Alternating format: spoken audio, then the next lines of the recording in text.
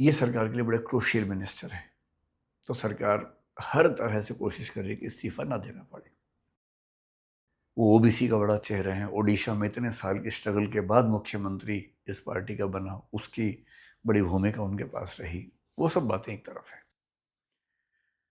शिक्षा मंत्री के तौर पर बाकी मामलों में शायद उनका काम बाकी पहले के मंत्रियों से बेहतर है, वो भी एक पक्ष सरकार के पास हो सकता है। पर अब सवाल ये रहा नहीं है। ये सवाल तो तब है जब कोई ऐसा मुद्दा ना फंसे। अब तो ये साख की लड़ाई हो गई है, नाक की लड़ाई हो गई है। और जो सरकारें बहुत कॉन्फिडेंस में होती हैं वो आमतौर पर इस्तीफे देती नहीं हैं। पिछले साल मेरे ख्याल से राजनाथ सिंह साहब ने एक स्टेटमेंट दी थी कि यूपीए की सरकार नहीं, एनडीए की सरकार है, यहाँ इस्तीफे नहीं होते मंत्रियों के।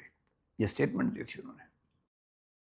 कोई भी सरकार जब कॉन्फिडेंस में होती है तो इस्तीफा नहीं देना चाहती है किसी मंत्री का, क्योंकि उससे इकबाल कमज़ोर होता है। उससे एक मैसेज कन्वे होता है सब लोगों को कि ये सरकार झुकाई जा सकती है, बस तुम एक मोर्चा बढ़िया सा बनाओ, आंदोलन बनाओ, सरकार झुक जाएगी, ये मैसेज कन्वे होने लगता है।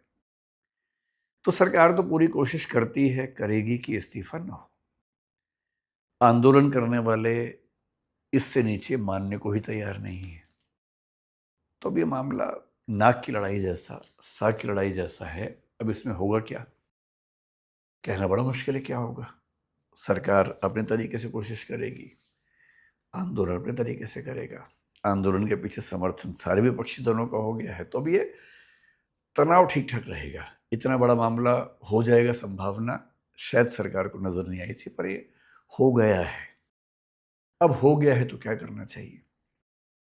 मेरा अपना मानना है कि जब सरकार किसान बिल लेके आई थी तब भी दुविधा ये थी कि किसान बिल को लोगों से बात करके, विमर्श करके क्यों नहीं लेके आए थे, क्यों अचानक पास करवा लिया। 1 साल से ऊपर समय तक आंदोलन चला, सड़कें जाम रही, अंत में सरकार को पीछे हटना पड़ा।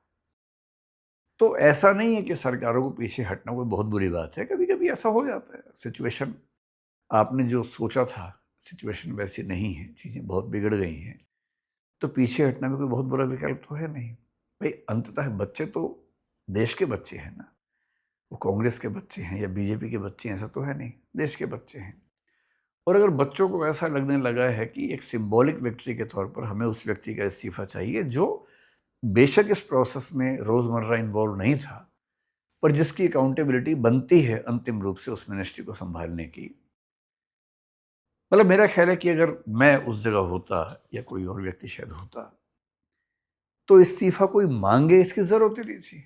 ऐसी घटना 2-4 बार हो गई, इस्तीफा अपनी ओर से दे देना चाहिए। और पहले हमारे देश में ऐसी परंपरा नहीं है, बहुत लोगों ने इस्तीफे दिए हैं। रेल की एक दुर्घटना होती थी, रेल मंत्री का इस्तीफा होता था। हमने ऐसा, जब हम स्कूल कॉलेज में रहे, ऐसी कई घटनाएं हमने देखी हैं। तो अब सरकार क्या करेगी, देखिए ये सरकार की इमोशनल इंटेलिजेंस की एक परीक्षा है। और मेरा ख्याल है कि अगले 1 आध साल में ऐसा कोई प्रश्न केस स्टडी के चेहरे में थोड़ा घुमा फिरा के आपके सामने आएगा और अगले 8-10 दिन में शायद कोई फैसला निकले। लेकिन इमोशनल इंटेलिजेंस में एक फॉर्मूला ये भी होता है, बड़े युद्ध जीतने के लिए छोटी मोटी लड़ाइयाँ हार जाना ठीक रहता है। और यदि कोई छोटी मोटी लड़ाई इतनी बड़ी हो जाए कि उससे सब कुछ खत्म हो सकता हो, तो कभी कभी अपमान का घूंट पी के, या ये मान के कि अंततः बच्चे तो सारे देश के बच्चे हैं, एक आध स्टेप पीछे लेना कोई बहुत बुरी बात नहीं है। मेरी समझ में इससे देश के बच्चों के बीच में एक बड़ा अच्छा मैसेज भी जाएगा कि सरकार हमारी बात सुनती है, समझती है और समाधान करने में तत्पर रहती है।